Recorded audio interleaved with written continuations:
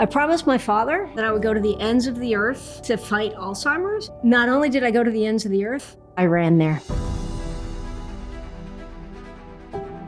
So in 1 week, we went from Antarctica to Africa, to Australia, to Asia, to Europe, to South America, to North America. 1 out of every 3 seniors will suffer from dementia or Alzheimer's. 1 out of 3. If that's not a call to action, I don't know what is.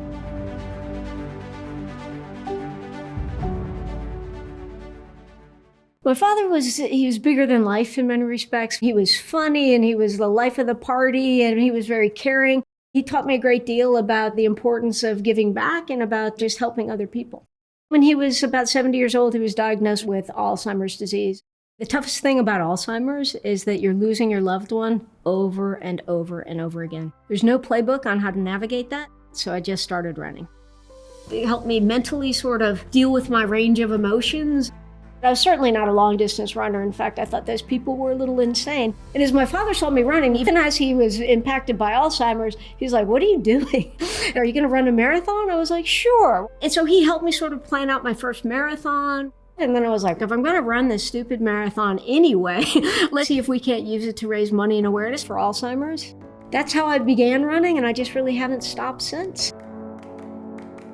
So the World Marathon Challenge is an epic feat of marathoning. It's sort of the Mount Everest, let's say, of marathon running. It involves running 7 marathons on 7 different continents over the course of 7 days.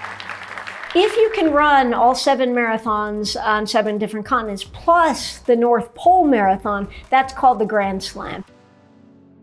In Antarctica, it was minus 13 degrees Fahrenheit with 50-mile-an-hour winds, but at least I could bundle up.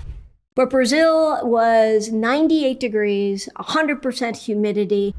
In Dubai, I got a stress fracture in my foot. I just took painkillers and continued on my way. That hurt, but that was by no means my biggest challenge. I picked up the stomach flu. So we think unofficially, because we didn't have Guinness certify it, but I was the first woman, we think, to throw up on all 7 continents in 7 days.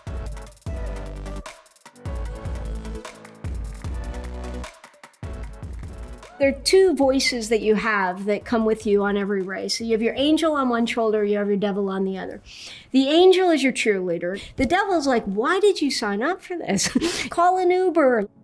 When I feel like I want to quit, I amplify the positive and I try to remember the who and the why that I'm doing this for, fighting Alzheimer's and honoring my father. So he passed away in 2009. I hope he would have been proud that I continued on for all these years.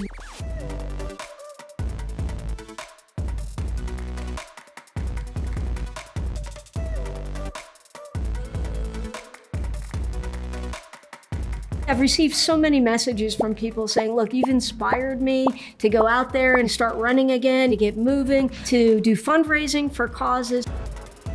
Also, I started Memory Joggers as a social group, really as a flag around which those impacted by Alzheimer's could rally around. And we do things like climb mountains, go on extreme swims, run marathons to raise money and awareness for Alzheimer's. So if I can just inspire people to get off the couch, to move and to find a cause, any cause that's meaningful to them, stretching themselves a little bit further than they might otherwise, then I'll feel very good about the efforts to date. There's so much wealth in our elders, so much wisdom, that accrued history. We need our elders. We all need to find a cause in this world, and this is my cause. And I'll continue to fight until I can't fight anymore.